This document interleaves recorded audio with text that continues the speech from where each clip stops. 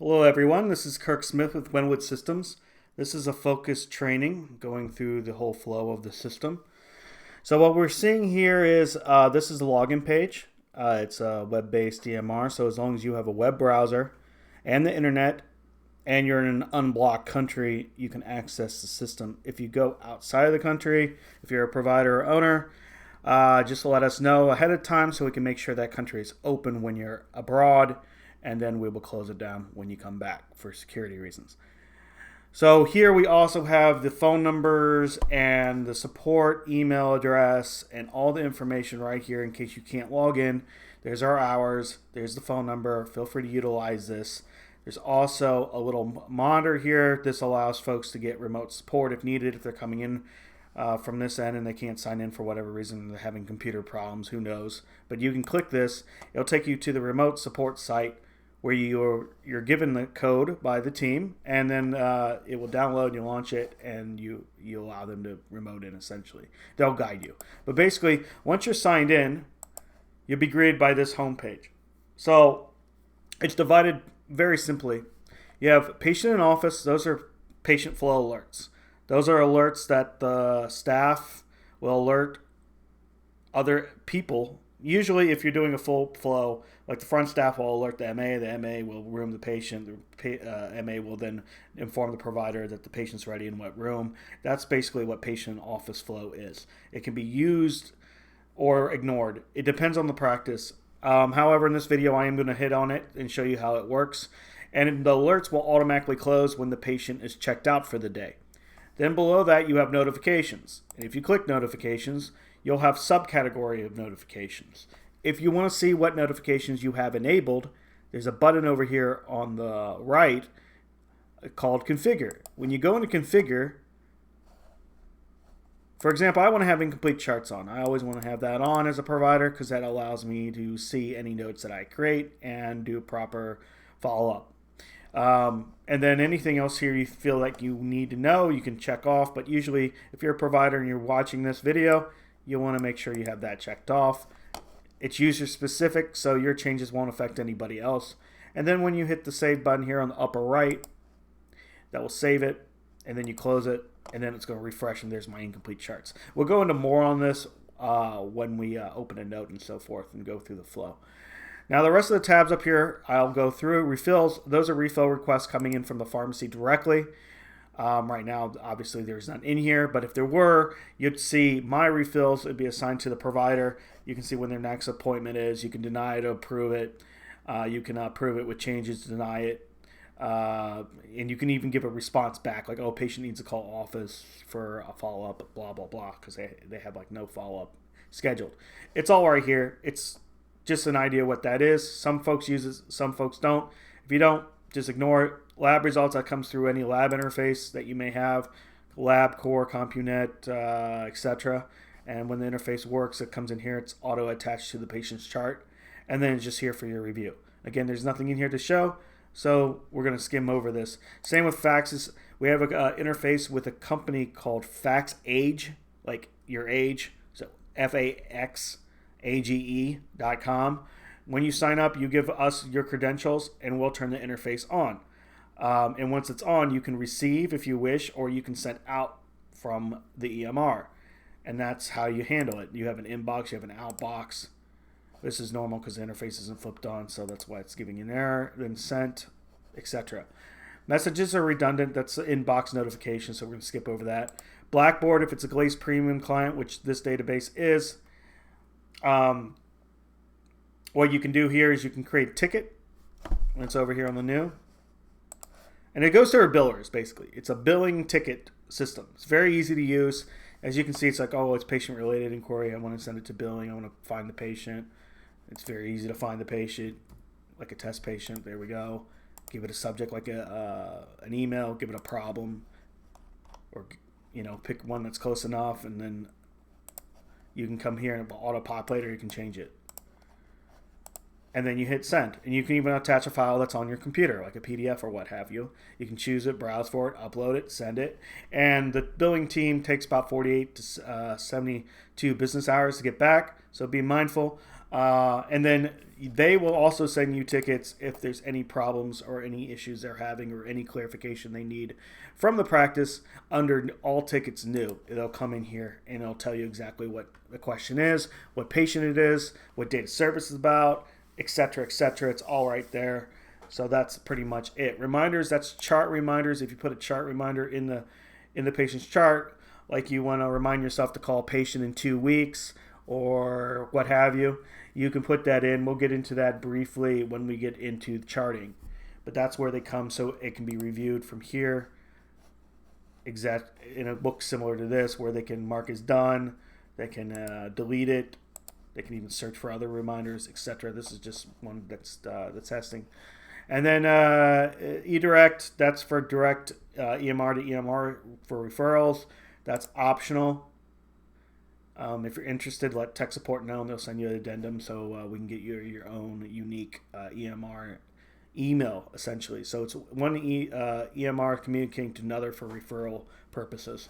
And then you have incomplete charts, which is the same thing as inbox notifications, incomplete charts, say 1414. So after saying all that, that's pretty much your home screen. So now what you want to do, you want to go to your schedule. And we're using this as like a front desk training first, and then we'll go into the provider side of things, and then we'll come back to the front desk. So at any time, I will try to make it like clear what we're doing. It's good for the providers and ownership to know how the system flows anyway. So I would recommend everybody watching this whole flow. Then everybody knows how the system works, and then you can focus on what you need to do. It's the beauty of a video. You can skip around or review as many times as you want. So what we'll do is we'll come all the way over here to Scheduler, and then we go to today's appointments. So we click that, and it will load the schedule. So single provider, very straightforward. We're on the 21st, which is the day. You can change the date to whatever you wish very simply by clicking it. You can jump between a forward week, back month, forward month. I can put like 50 days. I'm on August the 10th. I can switch back to today at any time by clicking over today over here on the right.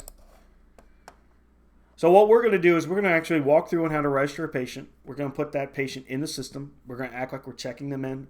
We're going to act like we're rooming them and alerting. And we're going to do the whole flow as if it was a real person.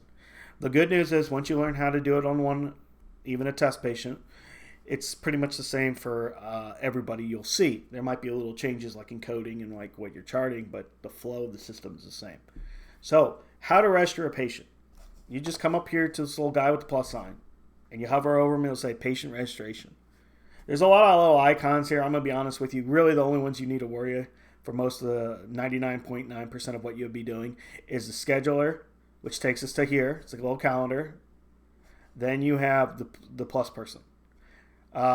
Patient list you can go into, but you can just do that by going to list patients. So I recommend exploring the system. You can't hurt anything, but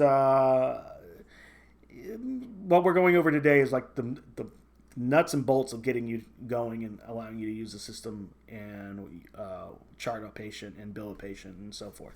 So what we're going to do is going to go ahead and click him. And then that opens up a new window, which makes it nice because everything we're doing is still in the background. See, it's still there. So this is handy in a real world environment, like you're about to register a patient, someone walks in or calls and asks you a question. You can minimize this. You can search for another patient over here. You can find them. You can click their name, open their chart. You can edit their demographics by hitting little people. You can see their accounts and their ledger, like if they owe a bill, if they want to call over the phone, etc. I'm not going to go into every little detail because that would make this training like 3 hours long. But I am going to go on the hot spots that you guys need to know. And as you use the system, you'll learn it by dealing with me and by dealing with tech support. So anything with a red asterisk, you have to have it in here to register the patient. So what we're going to do is we're just going to zoom in a little bit so it's a little easier even with the video, make it a little clearer. And I'm just going to put test bill. I'm going to register test bill here. And if you want to follow along or do any of this yourself to get some muscle memory, you can. Just make sure you use last name test.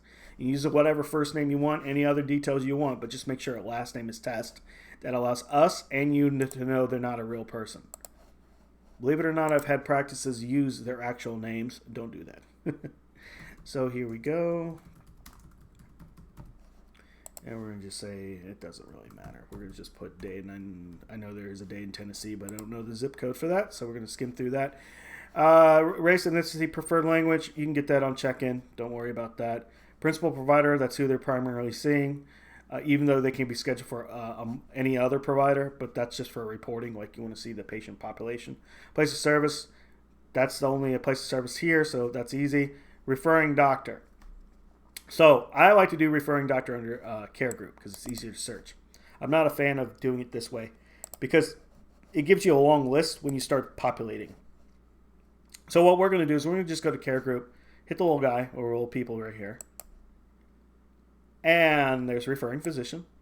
And you can do primary care. It works the same exact way. You just click it and it will load everybody in the system, like referring doctors. Now, right now, there's only a single provider. So to make additional ones, if you need to make additional ones, come here, hit the plus sign.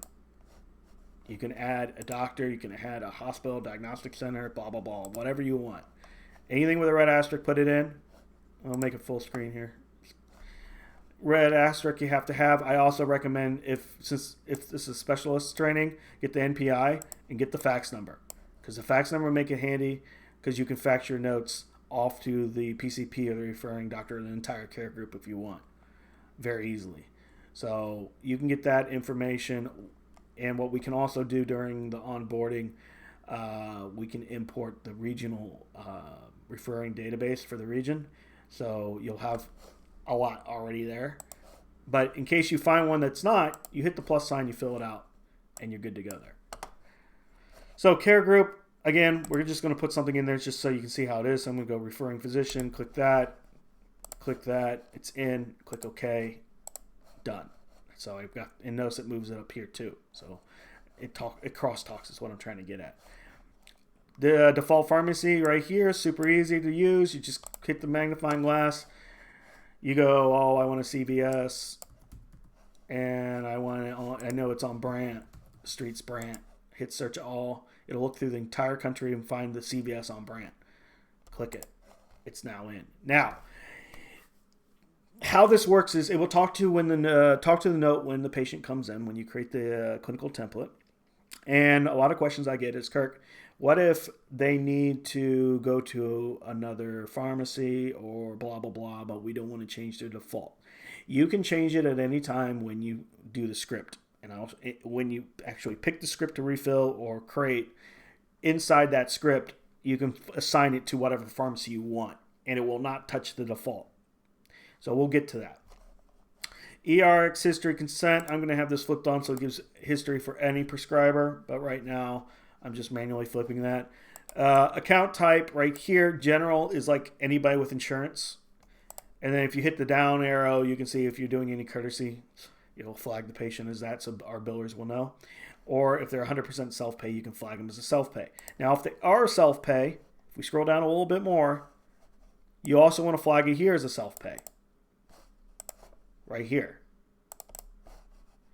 The reason you want to do that is that one, you're flagging in the account type, it's always self-pay, and second, you're flagging the insurance is actually a self-pay rather than a proper insurance. If not, it will be on unread self, which is just a flag for the system as a placeholder, meaning that it's still waiting for you to get an appropriate basic insurance from the patient is what I'm trying to say. So, anywho, that is what that is. So what we're going to do for now, though, I'm just going to keep it as a general because I want to show you how to use the insurance picker. So we'll just jump it back to general. We'll come back down here. Now we try to configure. This is all configurable. These are the common ones. And for this state, it's Tennessee. So if I do Humana, I can click Humana. It'll clear out what we did. And it'll put Humana, like the common Humana in Tennessee. Then I just put the subscriber ID. Now you want to have a scanner, but if you're registering a patient, most likely the patient's not in front of you. So you can get their insurance card when they come in and do that during the check-in process, which we'll talk about. But if I did have a scanner, and I'm right here, and they want to walk in and get an appointment put in, who knows? I can click scan. It's going to tell me I need to save the patient, which is normal. Here's the contact information. I'm just putting a placeholder there, but this is pretty self-explanatory, so that's why I haven't really touched on it. but you got cell phone, home phone, work phone, all that. So up here, we're going to hit the floppy disk. That'll save what we did. And that will also run an eligibility check automatically, which is turned off for this database because it's not live. But if it was, it would run it. Now, back to what I was saying. Now I can hit the scan button. Now I'm going to get the scanning window pop up. And I hit scan. And it will talk to my scanner. I can scan it, pop it in. If it's set up, if it's not set up, contact tech support or reach out to me. We'll get you all squared away, make sure your scanner is compatible. Or you can upload from your computer like a PDF you have saved, whatever. Either way, you want to do this because this makes sure that the insurance card is assigned and for this patient. And if there's any billing issues, we have a reference point of what the patient gave you in terms of card, and we're not chasing you. And it just makes everything run smoother for all parties involved. And then once you upload and scan it, it will show here. And once you see it here, you don't have to hit save. That's only if you're editing the scan, you're flipping it around or whatever. And then once you see it here, you just close it. It's scanned. Now, the reason I'm hitting that more in depth, even though I said I would show it on check-in, the check-in flow is the same icon, and it's the same screen I just showed. So we'll go in depth when we get there or go over that. So no worries there. Now, if you run in, you have the card or you run an eligibility check and it shows their copay, go ahead and put it in here. It's very important to do that because that allows you to know once you book the appointment what their copay is at a glance. It'll be part of the booking. I will show that once we get there, but you want to make sure you do that. Secondary insurance works the same as primary. Now, before I jump off this, I just realized, what if they're not up here? Well, then hit the magnifying glass. Notice every time we're searching for stuff in the system, there's a magnifying glass. Once you start realizing what the buttons do, it will speed your learning curve up, and you get more and more comfortable with the system and what to look for. So once we click that, by default, we're looking in Tennessee only, like in terms of Tennessee addresses. So you might see another state in here, but if their address is Tennessee, it's going to come up. So be mindful of that. But usually if that happens, it says Aetna of Georgia, for example. But it might be out of Chattanooga, Tennessee, their physical address. So just ignore that. What you want to do is just come here, and you want to put the name in. And if you can't find one, contact tech support. They'll add it. It's very rare that happens, but they can add it. They can help you. Do not be afraid to call them. They'll get you squared away quickly. You don't need to fight the system because these insurances change all the time, and it can be a pain sometimes. So just be aware of that. So if I'm hitting search group, and that's what I want to hit, because I don't want to look at every Aetna in the entire country. I only want to look at Tennessee. So if I hit search group, notice it's showing me only Tennessee addresses. And notice the payer ID is all the same. So they might have multiple listings because of their physical addresses. But if you go by the payer ID, we're sending electronic claims. So that's all we care about. So any one of these I click, I'm cool with. I'm perfectly fine with. So I'm just going to go ahead and click that. Click OK. Put the subscriber ID in, just like before, and I'm done. And then I say, oh, $30 copay. That's how easy it is to put the insurance in. And then we talked about scanning already. And then down here, secondary insurance works just like primary, and other insurance works just like that. Now, if you having to do prior auths or getting an auth on file, it's super easy, but you've got to save the patient first before you do it, just like we did. We had to come back up here and save it. The reason why you got to save it, it will make this authorization tab appear on the far right, which we'll get to here in a moment, but I wanted to make a quick comment on that. So emergency info, I always like going to these tabs. Most of these tabs you don't need. It's really only emergency info and authorization if you're doing a prior auth. So emergency info, here's emergency contact, that's self-explanatory. The reason why I'm dwelling on this, down here is patient alert. Patient alert will give you any pop-up you type in here. So if I type this and I put like testing, if I try to book the appointment, if I try to go in their chart, if I do anything clinically, it'll give me a pop-up. Billing alert will give me a pop-up inside the accounts, inside the ledger. So that is not as crucial. Our billers use it more, like letting you know that a patient suggested for collections, or so forth and so on. But it is there if you want to use it. I'm not going to have a bunch of pop-ups coming on us during the training, so I'm going to click OK on it. But that's what that is. You can put anything you want there, which is super handy. Now we're going to go to other info. Again, not very applicable, so we're going to skim over that. Not very applicable. ACO, not applicable. Authorization. Here we go. So it's pretty self-explanatory. You put it as active per visit. type of insurance. It talks to the insurance info we did. We have their auth number. We have our start end date, who's authorized, who's the referring doctor, CPT code that they're authorized to have, how many you have total, and it will track it. Then you hit save and it will track it based on the appointments and so forth. So that's all you have to do. But the biggest thing is making sure you remember to save it first before this tab comes up, because if you don't do that, the tab won't be there because the patient's not actually saved yet. You're just entering them. So be mindful of that. But once it's in there, it's good. And this will go with the claim when it goes out electronically, automatically. So this makes it important to make sure this is up to date. The little picture over here, if you have a webcam, you can use capture and it will talk to your webcam and you take a picture of a patient if you want to use that. Not required, just an option. Oh, another thing I forgot to mention, this stuff here is completely optional. If you want to put it in, great. If not, don't worry about it. So after that, you hit save and close. So it's going to save what we did. It's going to close this window. It's going to run an eligibility check, which is turned off, so that's normal. Normally it would close, but it's giving me an error because of the eligibility turned off. So I'm just double checking, making sure we're saved. Then I'm going to close it. Now let's say I want to book the appointment for 11 o'clock. Come down to where it is. It's very easy. See how it highlights it? And then double click. And then you got to double click quickly. If you pause on your click, it won't come up. Act like you're opening a program. Then we're going to look up test bill. There's test bill right there. This is date of birth. So if you have multiple test bills, you can go by the date of birth. Doctor, referring doctor automatically populates. Locations automatically populating. General is a 15-minute. If it's a new appointment, this is all customizable to type. This one's been streamlined for this practice, so they have 45-minute new appointments. Location is the same. Reason you can use, but most folks just go down to notes and free type, like so. And the reason why I say reasons not really used is because you can configure these. They are configurable, but you can't give it any flexibility. So it's only a status, like a set name is what I'm trying to say. So if I use the notes, I can type anything I want here and be very defined if I want. And I can also add the patient demographics from here. And after this, I just say create. It's that easy. And now the appointment's there. Now we're zoomed in a little bit because I was doing that zoom in for the training. So I'm going to zoom back out. So normally what it will look like is right about there. Depending on your resolution, your monitor, the bigger the resolutions, the better it's going to look on your computer. You will use a little tiny little monitor, a small resolution. It's going to crop things because it's really designed to display best at 1080p. This is over 1080p on this monitor I'm recording this training video on to give us plenty of space. But just be mindful of that. So when they're booked, they'll look like this. I will run it through a few things that will be helpful. There's a little X. That's just telling me eligibility is not verified. If this was real and was turned on, you'd have a little shield if they have the eligible insurance. C is a copay. That's how much I put for copay when I was booking or registering the patient. That lets me know every time I book this appointment, when this patient comes, I need to get a $30 copay for them.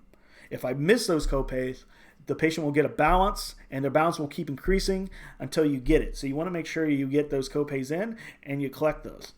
And then if they had a balance, there'd be like a little D here in blue, and then I'll have the numerical value of how much they owe be right there. And you're like, oh, well, how do I run a statement? How do I know? You can get a statement on check-in. You can get a statement when you try to actually check in the patient, because it will alert you the patient has a balance, and there's a button that says patient statement. I can't simulate that because this patient has no balance at this moment. But I'm giving you a visual of what it will do. You can also generate it at any time by just clicking it. Let me get this out of our way so this is not dropping down on us. I can click the appointment. Notice it has like a little border. It's hard to tell, but there's like a border around it when you select it. And under more, which gives you a little more stuff, DSR is your doctor schedule report. So if a doctor likes their schedule for the day, you can run that for whoever you have selected here, and it will run it for that day. Then, if we keep going down, we have patient statement. Patient statement is what I was talking about before. If I'm going to generate a statement for this patient, I can do that. It will say exactly why they owe the money, and then I can print it and hand it to them if they want to see it. It's that easy. You can also do it on check-in. We give multiple areas where you can get a patient statement for the patient. Then you got patient demographic, just gives you a demographic page. It's not very common, but the biggest other thing that's in here that's super handy is eligibility report. So instead of you having to go, let's say we go a week from today, like the 28th, and there's like 20 patients there, and I don't want to go to each one and manually check their eligibility. If I run an eligibility report, it can bulk check the entire day by one click. You just go over here with this big blue arrow. You click it and give it about a minute or two. Minimize what you're doing, and it will, and then refresh it. You can either close it completely and reopen it, or you can right-click anywhere and hit reload on the web browser. Because it's a static screen, it doesn't auto-refresh. Just be aware of that. So once you do that, it will show you who's all active, who's inactive, and who may have some eligibility checks issues. Now, one thing I need to mention, eligibility is like the weather. It can change based on the clearinghouse and the payer server. What I mean by that, sometimes in a busy day, the payer server can be overloaded and will get a message and you have to wait a few minutes to run it. It's rare, but it does happen. And then another time is there's the connectivity between the clearinghouse and the payer is completely broken. So if that happens, let us know. Email or call tech support, give them the sample of the patient. We have to open a ticket with the clearinghouse, because how it works is when you run an eligibility check, it goes to the clearinghouse, then it goes to the payer, then the response goes back to us through that channel. And if there's any cuts in between the clearinghouse and the payer, we're gonna get an error. So be mindful of that. So usually we do a thorough testing, but even then, there's so many little insurances out there. Some may not even be supported, and if that's the case, we'll let you know. But the best way to get quick help is email or call. Don't fight it. Just call and they'll get it sorted out for you. Because we have to open a ticket. You guys don't have to do that, but we need to know there's a problem. And we don't know until you get a patient in there, technically. Because it could be up when we tested it like 3 weeks ago. So just be mindful of that. So another couple points. Let's say this patient called and wanted to move their appointment to 1 o'clock. Very easy. Or to do a whole different day. It doesn't matter. The process is the same. You right click. Now after you book the appointment, everything you're doing to the appointment is by right clicking. Like that. Right? Just like in Windows. And you right click a program, you want to see the options, same idea. We try to emulate it so it's comfortable. So you hit cut. Now if you're on a Mac, you're like, Kirk, I don't have a right click. Well, then I would suggest you can, but you have to use your like 2 fingers in a certain corner. It can be a pain. I always suggest those clients to get an external mouse and with a proper click. Don't ask me why Mac does that. It's Mac. So anyway, once we do cut, and I used to own one, so it's not biased. It's just how I've been dealing with them for the past 11 years. So anyway, we go down to 1 o'clock here. We right click. And we hit paste. So to refresh what we did, right click, cut. Then you left click to select it, just like everything else in Windows. Right click on the appointment or on the time and then hit paste. And it moves it. That saves you time. You don't have to cancel and rebook. You just cut, paste, move it to whatever day. If a patient called and wanted to move, you do the same thing. Now, if they want to call and cancel, this is how you handle that. You right click, go to status, go over to canceled, put in a reason, type the reason, save it. It'll be logged in the chart and it will clear off the schedule. A couple other things that are handy in here. You can edit the demographics from here. You can check the eligibility manually from here, but it will only do this one patient, so just be mindful of that. You can edit the referral. You can even enter charges if some practices, the provider is not comfortable entering charges and they have their office manager do it, for example. You can enter charges that way. You can even view their accounts, their ledger, like what's going on with them. You can send them a message if you have text reminders set up. You can also set a reminder if they've been called or text or left voicemail. So that's all there. The status of the appointment is color coded. So this beige means it's booked. When it's confirmed, it will change. So for example, if I called them and I confirmed the appointment, I flip it to confirmed. So what I'm going to do is keep it unrequested for now. But that's what some all these colors are editable. So during onboarding, you're like, Kirk, I really don't like that color for confirmed. It kind of confuses my staff. They kind of think it's checked out, blah, blah, blah. Then I would ask, hey, what color you want it? We'll change it to anything you want, and we do that. So just be mindful, nothing like is set in stone in terms of colors.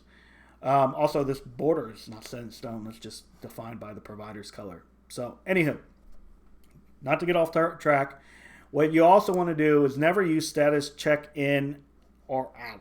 It does not check them in, and it doesn't check them out. It just changes the color. And people ask me a ton of times, Kirk, why is this here if we're not supposed to use it?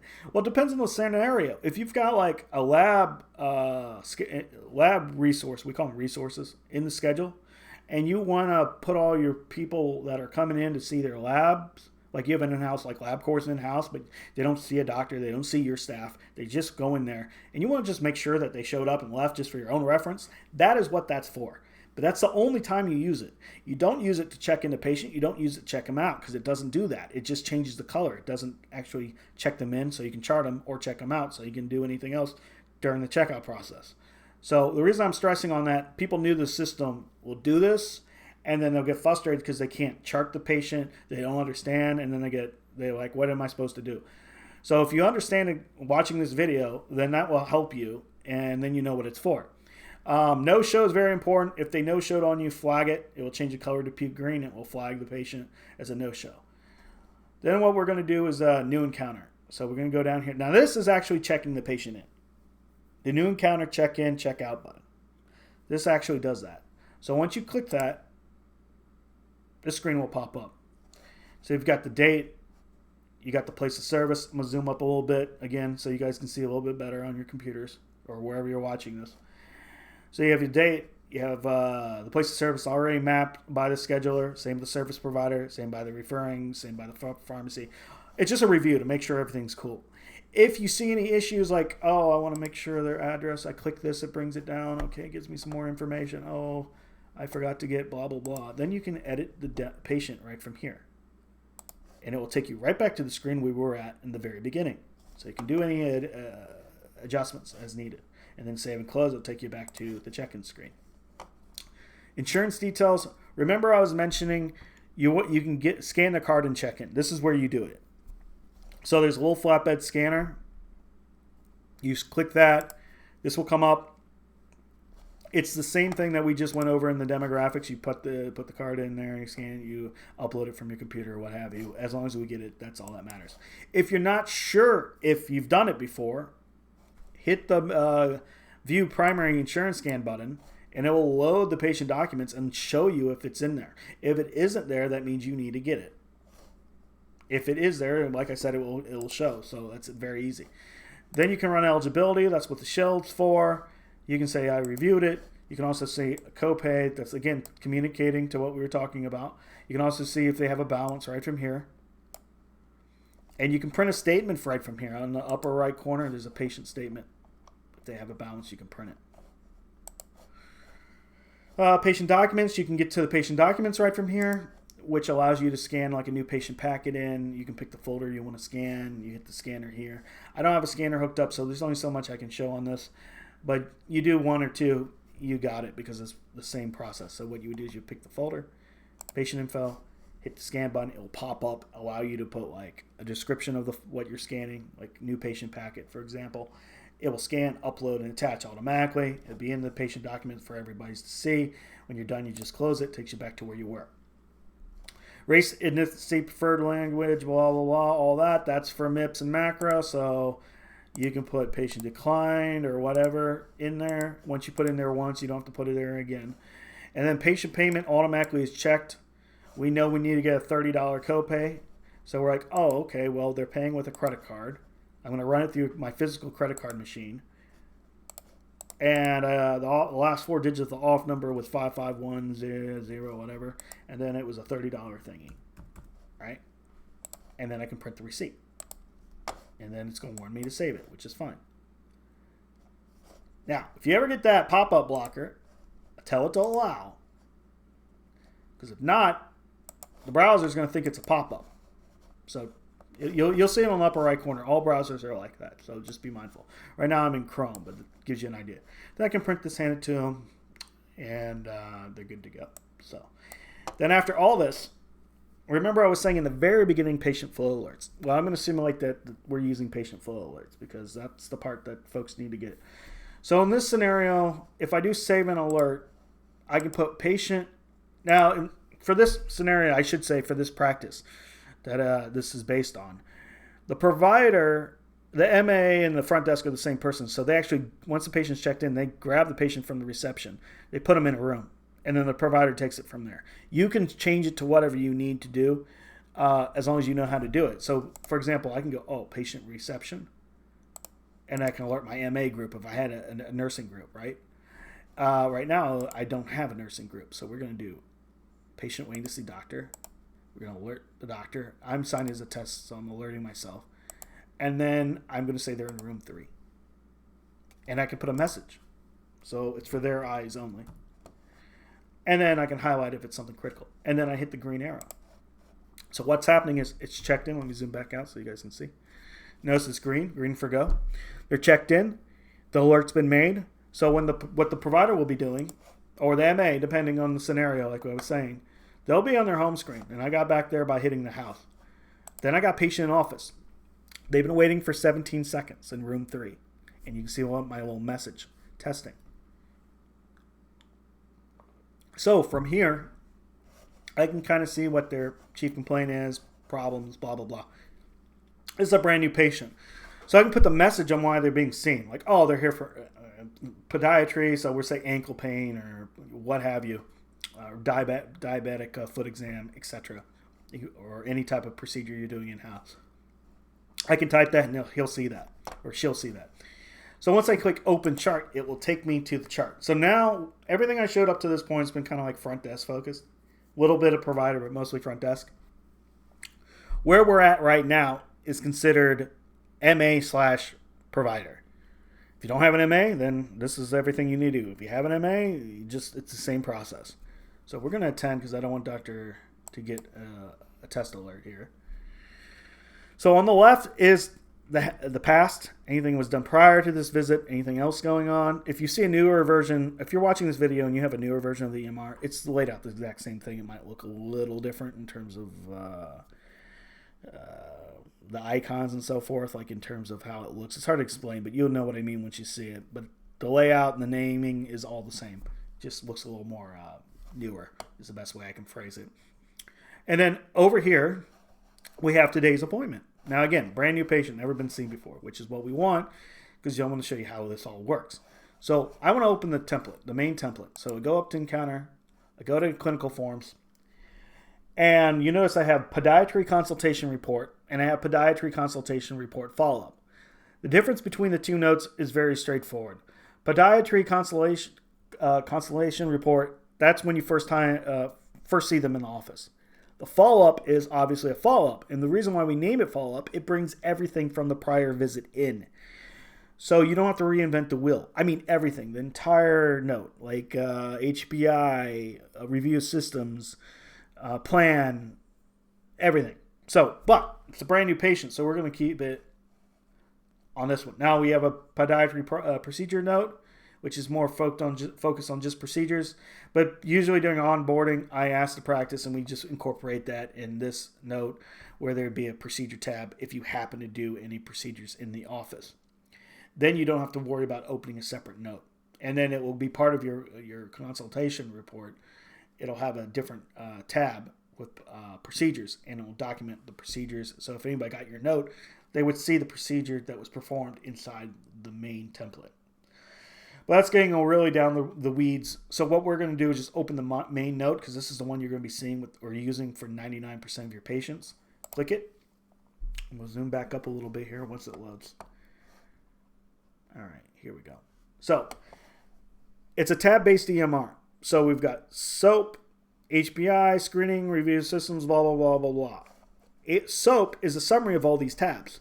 So instead, if this was a follow-up, all this would be pre-populated based on my last visit with the patient or their last visit with us. And then I would jump into the tab that I need to change. If there's no change, I would ignore it. Now, I'm treating this like a brand new patient, so nothing's here. So we'll just work left to right and go through each tab and explain how they work. SOAP is just a summary. You don't document it out of there. You just get an idea what you need to do from there, or to verify that your note is finalized and completed before you sign off on it, like you didn't miss any tabs. So HPI, let that load. We have your chief complaint. We have your HPI notes. It's a free text area. You also have shortcuts.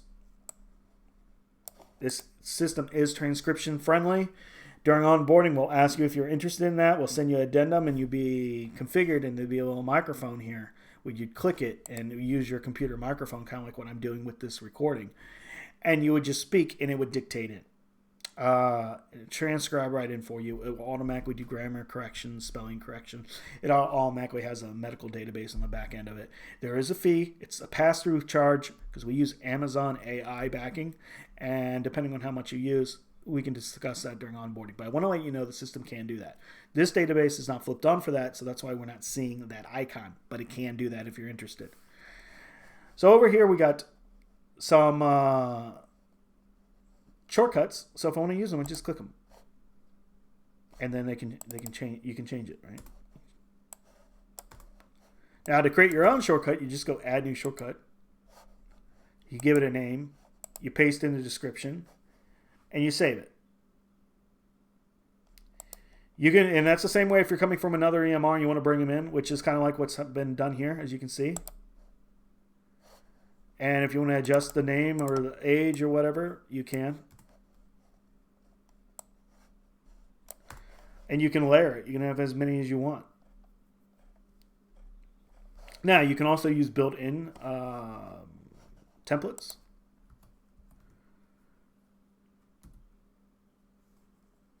Now, it all depends on what it is. Now, we don't have templates for everything. So if I want to see all my podiatry, for example, I can hit the magnifying glass, and you can see that we've got the frequently used right on top.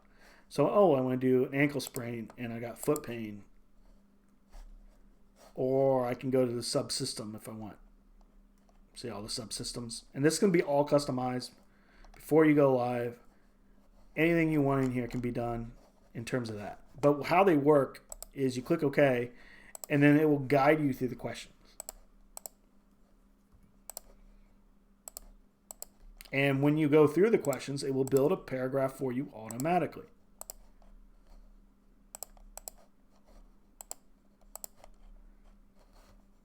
And then you jump to the next one, and you do the same thing.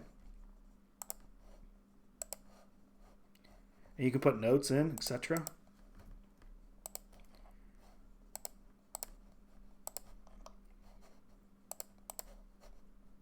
And then you can layer it. So if I want to do treatment plan, we do here like a new patient visit, blah, blah, blah. I can do that too. So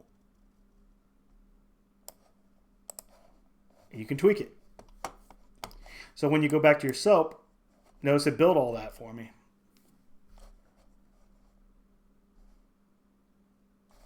And that's how easy it is. Now, if it's a follow-up, everything will come in, including my template. It will look just like this on a follow-up.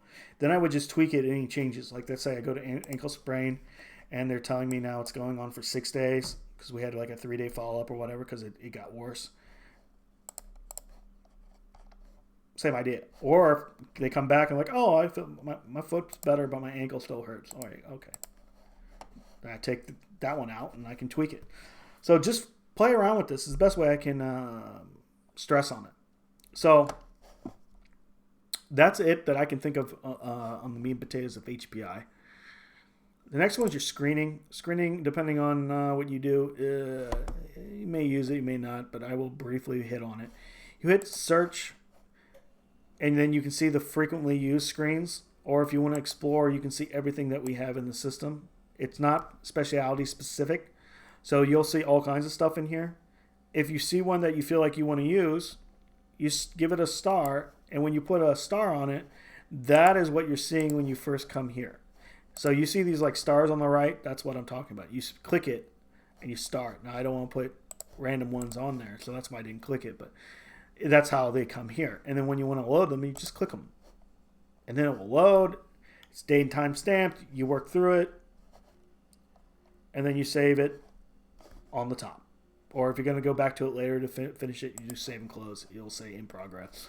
You pencil to edit it, trash it. This will show any past ones you've done across all your templates for this patient. And then you can load another one, for example.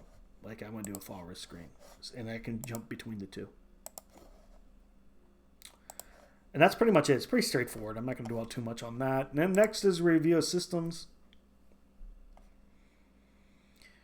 So some people like a review of systems as a text. And you can make your own shortcut, just like we talked about in the HPI, where you hit add new shortcut. You can paste in what you want it to say. You can give it a name, etc. And then it'll come down in this list of shortcuts. Or you can do it through these systems, like you see all these systems here. Let's say, oh, it's fine here. They're fine here. They're fine here.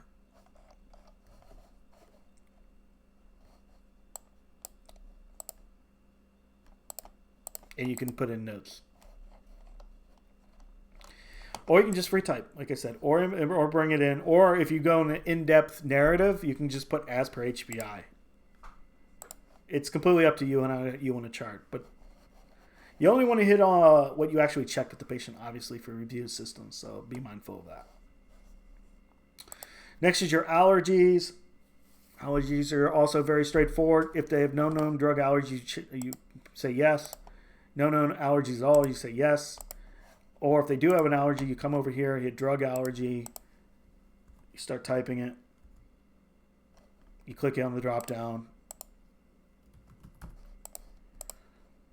you say the severity, then you go to the next one, next one, next one. It will give you another line to put another one in, depending on what it is. You only have to hit it from the drop down if it's a drug, because you're prescribing. If you're not prescribing, I mean, you're not going to be prescribing bee sting or strawberries or whatever, or peanuts.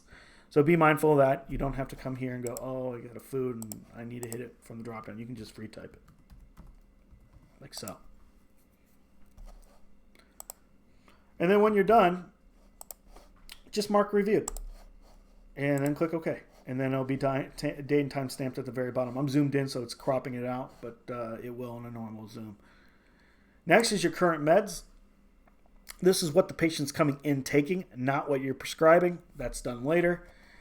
There will be a PBM history where if you click that, it will talk to the insurance company and SureScripts, and it will allow you to import all their meds for the past year if you wish.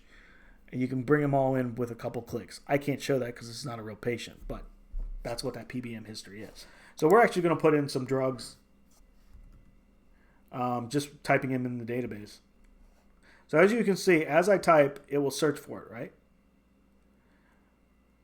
So let's say they're taking a fiber tablet, right? And then let's say they're, I'm just doing Lexapro just because it's a good illustration. At any time, you can see substitution or generics by putting a question mark behind the drug brand name. It will give you any alternatives or substitutions or generics for that drug. So be aware. It will also work if a brand's been discontinued. You search for the brand name, you can't find it for whatever reason. It's not giving you a drop down. It's because it's discontinued. It's not active any longer in the database. Put a question mark behind it. Then it will come, and then you can pick the right one. That's super handy. Notice it's not prompting me to put intake frequency, etc., because I'm not prescribing it. I'm just putting it in what they're taking. And when they come back, I want to make sure I reconcile their meds. That's what this reconcile button means. When I click it, I can see what they're taking. I got to zoom out because it's cropping. We're getting some cropping, so because we're 150% zoomed in. So if I hit reconcile, it should look like this, right? And if they came in for a follow-up, I can ask them, hey, are you still taking that fiber tablet? They say, yeah, I'm still taking it. If they're not, there's a little red arrow. That'll make it inactive. You click that and it will line it out. Now it's going to line it out today because we're entering it today. So you wouldn't normally do this. So you hit reconcile, click OK. It's going to say you reviewed the meds, done. If you want to see any inactive meds, you go to the more and hit inactive meds. That's it for current meds. You're just putting in what the patient's telling you they're taking. That's it. Not what you're prescribing. And you'll know it's what the patient's telling you because it'll go status active. If it was something you guys did, it will go status new or status refill. Just be mindful. All right, going on to history. Let it load. I'll explain it. All right, let me zoom up a little bit more again. There we go. I'll go about 125. That looks good. All right, so past medical, you can use these checkboxes you want. You only have to put this on initial visit because there's one thing I forgot to mention. Allergies, current meds, history, and active problems will always flow no matter what note you open. They'll always be there. You don't have to keep, even if you didn't do a follow-up, they'll still flow in. Past medical history is what the patient's telling basically what's going on in the past with them, obviously. You can use the checkboxes if you wish. You can also come down here to free type and just type what they're doing. It's no right or wrong. As we notice with that shortcut in the beginning, that's kind of like what's going over here. known history, blah, blah, blah. I could have copy pasted this in my history here, but this is very dependent on this patient, but it gives you an idea.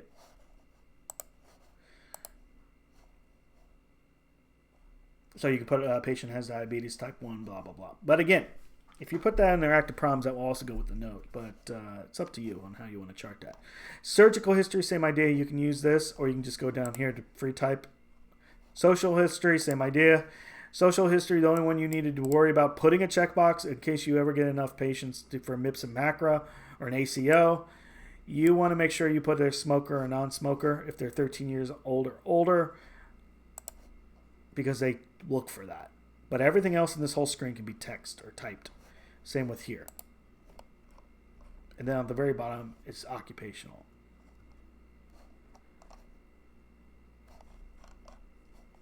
And we zoom back up. And so that's it for history. I'm not going to dwell too much. It's pretty straightforward, as you can see. If they come in for a follow-up and this is checked off, it's only going to show you what's been documented like that. This is how it would look. You want to add more history in, say there's new changes, uncheck this. It'll show you everything. Just be mindful of that. Out of all that, the smoking in that's the two things, the biggest things out of this whole tab to be mindful of.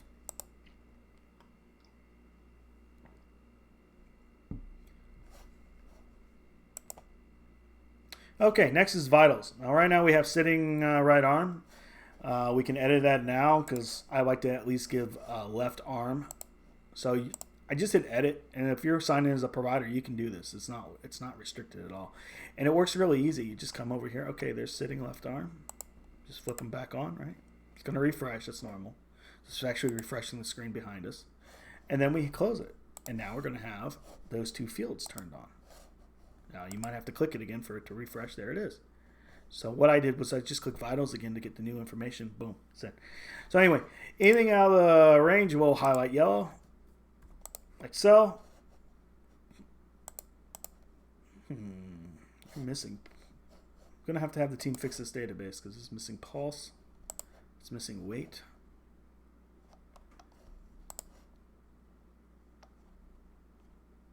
Huh, it's there. It's just not showing. All right, I'm not going to do might because when I added it on the fly, it caused an issue. There it goes. I just had to refresh it one more time. Sometimes you have to fiddle with it. There we go.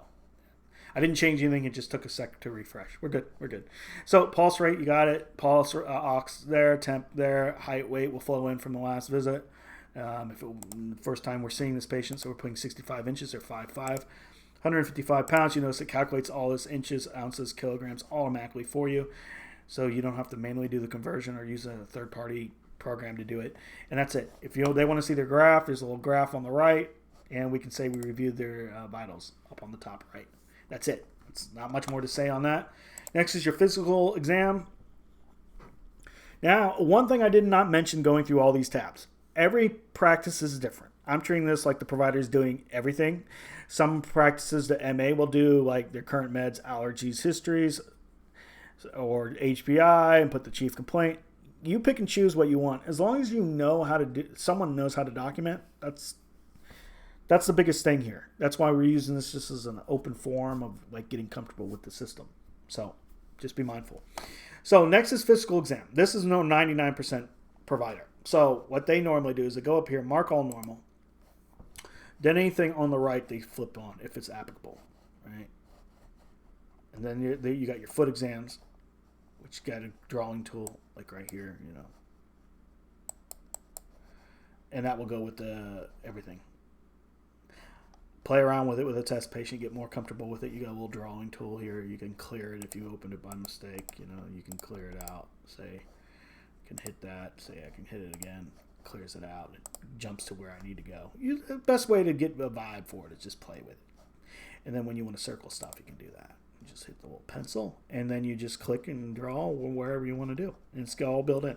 Super handy, super easy, and we'll go with your final note. And then you have your foot exam down here of what you did. And then you got your diabetic foot exam. It's right there at your fingertips. Super easy. It's focused for podiatry. You got edit on each one of these where you can edit and add. Be mindful they're template based. So if you do it, if you're in a multi-provider practice, it will affect it for all the providers. So just be mindful of that. It's not as big of a deal if you're adding stuff. It's more of if you're removing whole things, because it's template based. It will do it for every patient in the entire, or every new patient, or any template you create, I should say. I'll phrase it that way. So, anywho, that is it for physical exam. Pretty straightforward. Like, again, mark all normal. You can also bring the systems over here with these 2 arrows and can jump. Also, one thing I did forget to mention, because there's all little tips when we go through this, you can see the chart at any time without leaving. You just click these 2 arrows on the left here where my mouse is, and it will bring in the patient's chart. As you can see, it's starting to populate based on what we're working through, right? We've got active meds now. We've got current allergies. It's cross-talking. I can see their next appointment. I can see like documents that's been scanned in. All that is from here at my fingertips. Be mindful, though, I'm zoomed in a little bit, so I can actually scroll down further to see more, but I just want to let you know you can do that. I'm going to keep you zoom in because right now I want you to be able to see very clearly the tabs we're going through. The next one is assessment. So we can go, it's very easy. Just start typing it. Ankle pain, right? Stiffness, joint pain, ankle, left ankle, right ankle joint. So I always just type ankle pain. It's giving me guidance on what one to pick, right? And then the patient's type 1 diabetic. And I want to bring these over as active chronic problems. Or not necessarily chronic, but stuff we're tracking as an office level, because this allows my staff to do any referrals or orders or anything outside of a visit. So it's super handy to keep this updated. And you can also bring it in. And now if they've been seen before, you can bring in their last visit. Also with this screen, the order you put in the diagnosis is how it will be billed by default. So whatever your top diagnosis is, that will be the principal diagnosis. You can change the order by hitting the arrows here. And if you have multiple ones, like let's say you have 4 or 5, you can move them up by 1. You can move this one to the very top. Just hover over it and tell you what they do. If you need deleted diagnosis, it's that easy. ICD-10 search, if you're having problems finding it with the little way I was doing, which was just typing it down here. You can also go by code. Like if I know F32, there's all my F32s. Just give you an idea. HTN, there's hypertension. Super easy. Biggest thing is remember to click it from the drop down. But what we're going to do is the ICD-10 search. We click that. And the reason I'm doing this, I just want to show you another way of doing it. So I won't put ankle. I'm just typing ankle. That's all I'm typing. I just want to see everything with an ankle. There's everything with an ankle. A nice list. And I can click it and search for something else. So I can add it. Click it. Search something else. It will track it through the selected codes. And whatever I click, it will load it. Like I'm just going to click a couple just so you guys can see here. There you go. Like that. But I don't want them, so I'm going to take them out. That's it. All you're doing assessment is putting your diagnosis in. And if it's a follow-up, it's even quicker because it's literally going to show you from the past visit.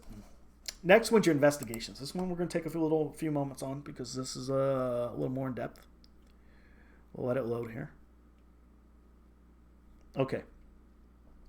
So what investigations basically mean in our system is it's a one-stop ordering for like all tests and all radiology, imaging, ultrasound, procedures, yes, but we also have procedures tab. If you're doing it in-house, that's what we were talking about earlier. Blood work, lab work, etc., etc., etc. It's everything's in here. It should be in here. If it's not in here, we can add it for you. So it's not a big deal. How you do it is you just come over here to the right. So I want to do an X-ray. See, I can do toes, foot. I want a 3-view foot. Click it. It's ordered. Then let's say I want to do an MRI, knee, ankle, blah, blah, blah, right?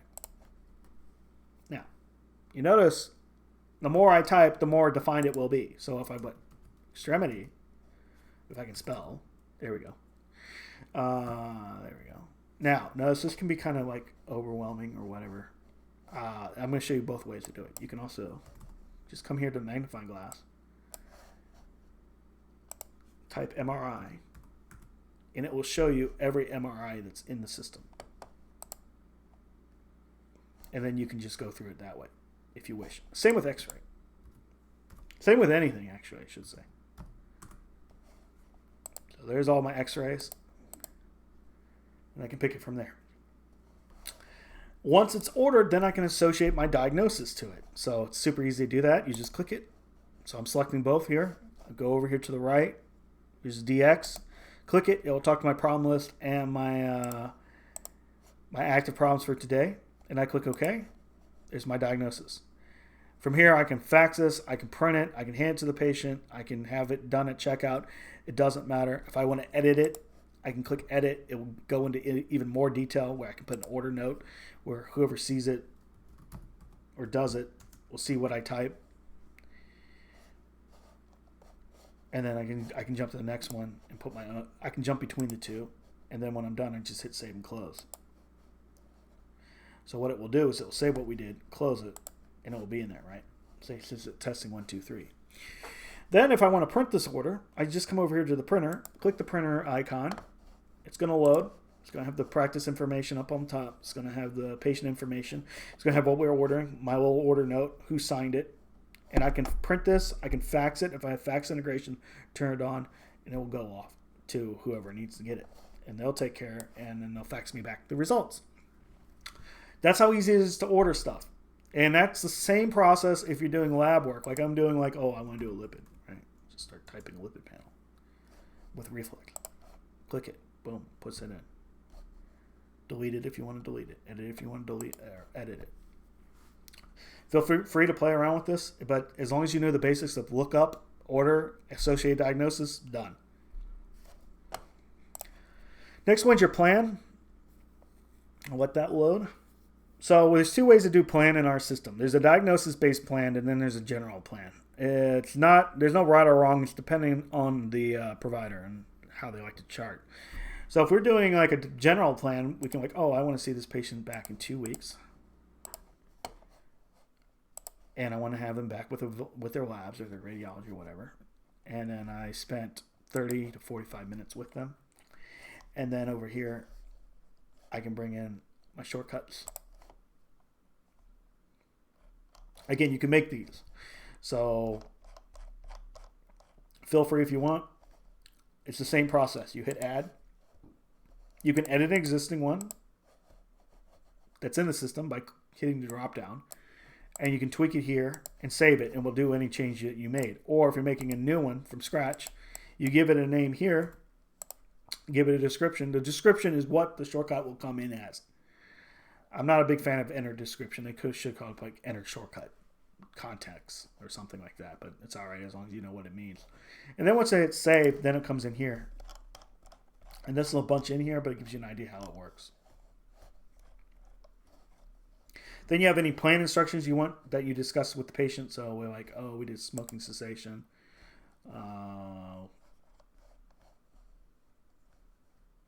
Dressing change. Just giving you a couple examples.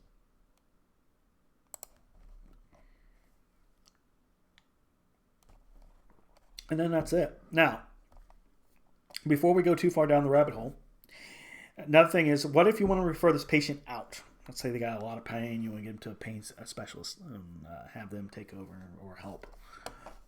Easiest way to do that is go to chart. Go down to where it says new referral. And you can see it's got the problems already. It's got me already. And I can refer to. Again, this is the same database I was telling you guys about in the very beginning when we did demographics. You can add new referring doctors in here. And then you can prep it so your staff can finish the referral.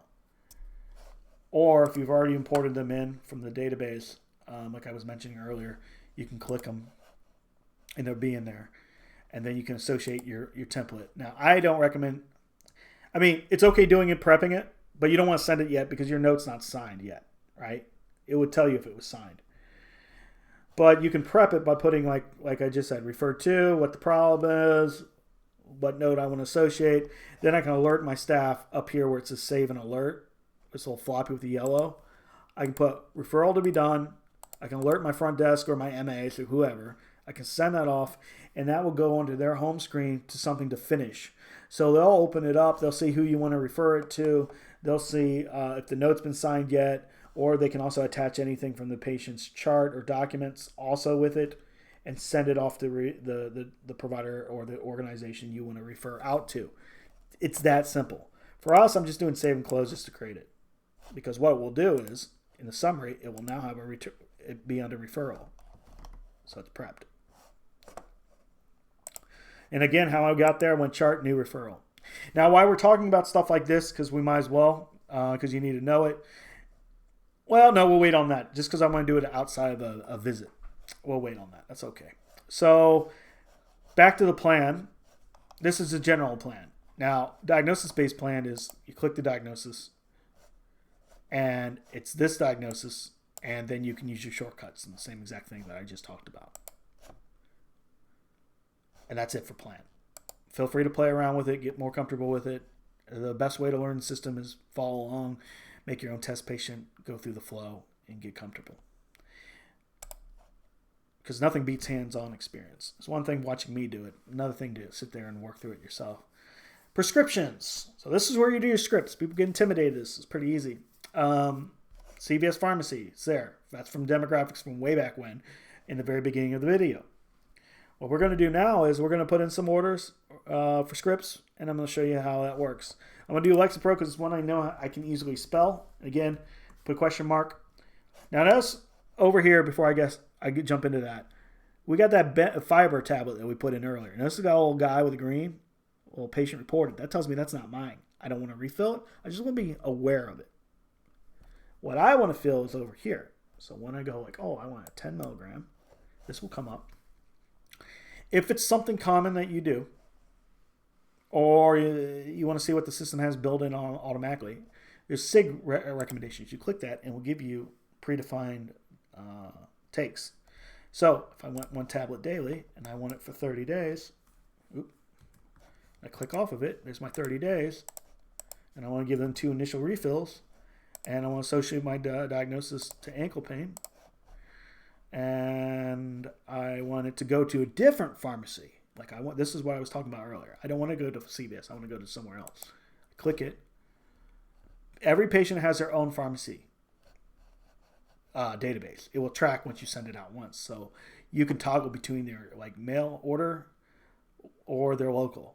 Or if they're not in that same area today, we can do that, So I'm just going to go now, be mindful, it's going to Tennessee. A lot of people come in here and try to find something that's out of state, and they forget to change Tennessee out or the state out to nothing. You want to be aware of that.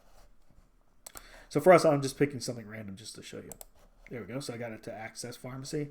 I save it. Notice this is still CVS. That's still my default. If I want to change the default, I can do it from here, and it will prompt me to ask to update their demographics. If I want this one script to go somewhere else, that is how you do that. You put it in here. It's super easy.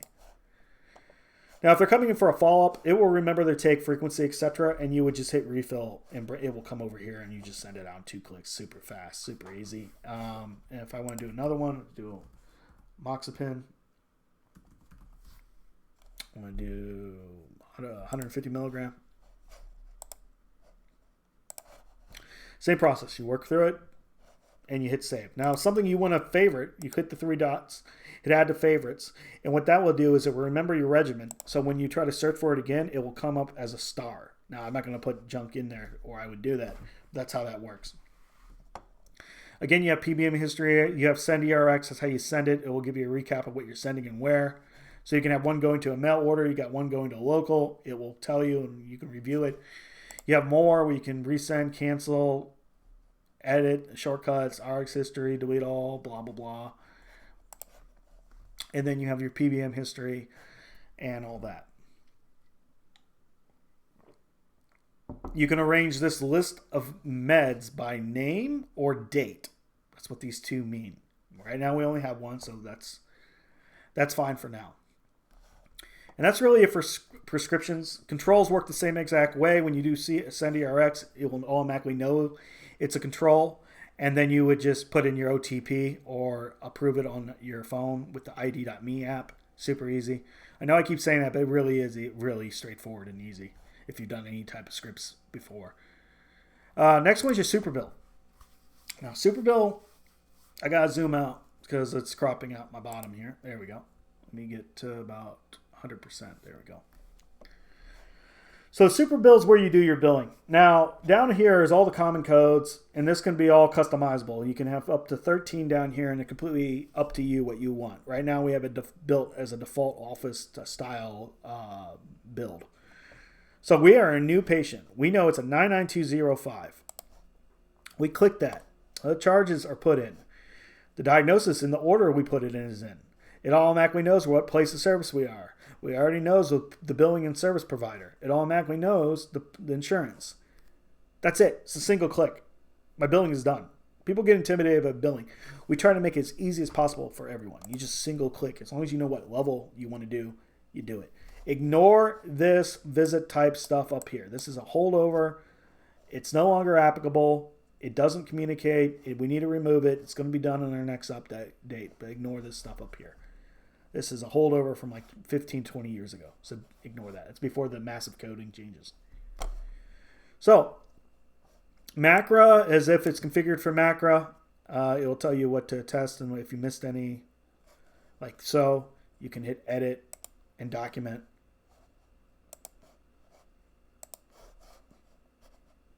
That easy, and it'll give you credit. That would be during the onboarding where you can configure it, make sure it works, or not make sure it works, but you can verify that you didn't miss anything. Like, that's how easy it is. Is that if it has a pencil, that means you can do it right from here. You don't even have to leave where you're at.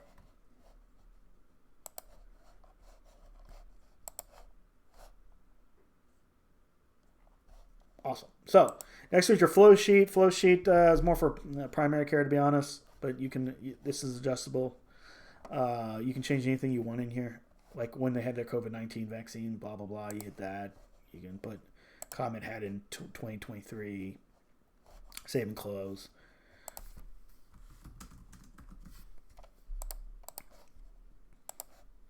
Save and close, it's in, done. And then you go back to your soap. We talked about in the very beginning. Look how much is populated. That's just playing around. And notice it knows what we're doing in terms of our investigation based on that, based on the diagnosis. It's all coded there. And if you see anything that's like, oh, it's nothing, this doesn't read right, blah, blah, blah, report it to tech. They'll get it fixed for you. This is all customizable. Sometimes there is little glitches depending on, updates and so forth. But nothing that cannot be quickly fixed. So after this, to finalize this note, let's say you reviewed it, you're completely happy with it. You just go over here to sign, and then you do save and close. So I'm going to zoom up a little bit again so you can see. Sign, save, and close. Now, I don't want to sign in because I want to show you how you can get back to this note after the patient's been checked out. So what we'll do is we'll act like we're going to finish this note later. We do save and close, a little floppy with the red X. That'll take us back to the chart. The chart looks a little goofy because I keep zooming in and out, so the system hasn't got the layout correct. So I'm just going to reload that. So I'll refresh the layout because I'm zooming in and out. There we go. I'm going to hit on this area in a moment, but I want to go now. That was all like provider. Now we're going back to the front desk. So we go to the scheduler again, today's appointments. We're going to go back down to Bill once it loads. There's Bill. Bill's done. He's up front. He wants to get checked out. We right click. We go to the checkout. It's the same button to check them in. System will know that. It will let you know you're checking out from that data service. I'm zooming in again so you guys can see. You can see the billing's done. You can see that we already took the copay. We can take the copay at checkout. It works the same exact way. You enter the same way you would in check-in, but it already knows we took it, so we're good. We can also print the receipt at checkout if we forgot and check in. Over here on the right, these are the two tips I'm going to tell you. Order requisition, I can print or fax this right from here. So if I hit print, there's the order that we talked about. If I want certain orders to go certain places, let me zoom back out again. I can hit choose order. It will come down here and I'm like, oh, I want the x-ray to go to the radiology. So I hit that and then I can fax it. And then I can put the fax number in and hit send fax. It'll go that. And then go back and basically do the same thing with the other. Notice I can see when the provider wants to see the patient again because I did that in the plan in the note. I can hit book appointment. It opens a little mini scheduler. It automatically takes me to the 4th of June. And then I can ask the patient, oh, does 10 a.m. work for you? They say yes. Double click. It automatically finds bill. I put, 4-week follow-up or whatever it is.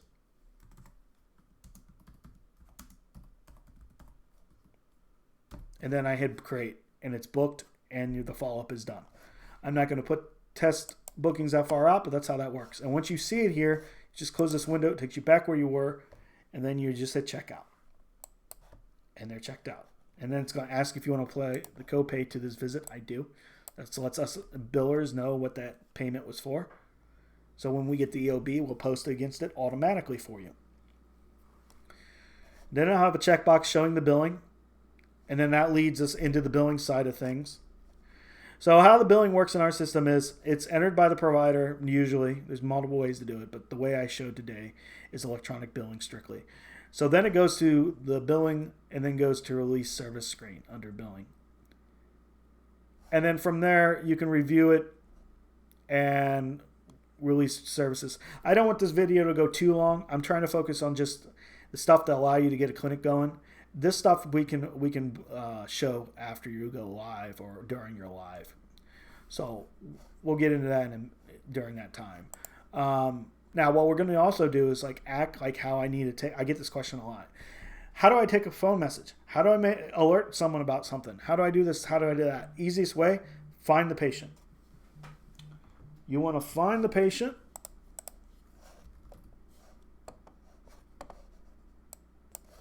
We'll find the patient by just looking for their last name, first name. Super easy like we did before. So list or test, and we want bill. We click bill. Bill's chart will open.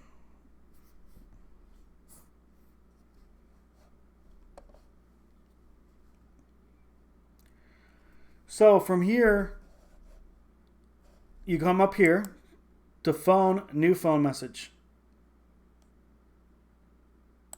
So I'm acting like I'm documenting a phone message, basically. So here I can type what the message was about. Patient called and wanted to know if labs have been reviewed. You can make your own shortcuts. That's what this plus means. So if it's something commonly you get, it's automatically going by the service provider based on their demographics, blah, blah, blah. Then I can save an alert. I can alert the whole doctor group. I can alert individual provider. I can send that off, and that will come into their home screen. And then from there, they can respond to it. There'll be a reply button where they can put their response in. So that's what I'm going to show you. I'm going to click that. It's going to refresh. It's got the message that I created. I minimize this. I go back to my house to get to my notifications. Go to my notifications tab. I go phone message waiting to reply. I can see it's 16 seconds old. I can see the message. I can hit the reply button here. Takes me back to the chart. I can hit reply on the right here.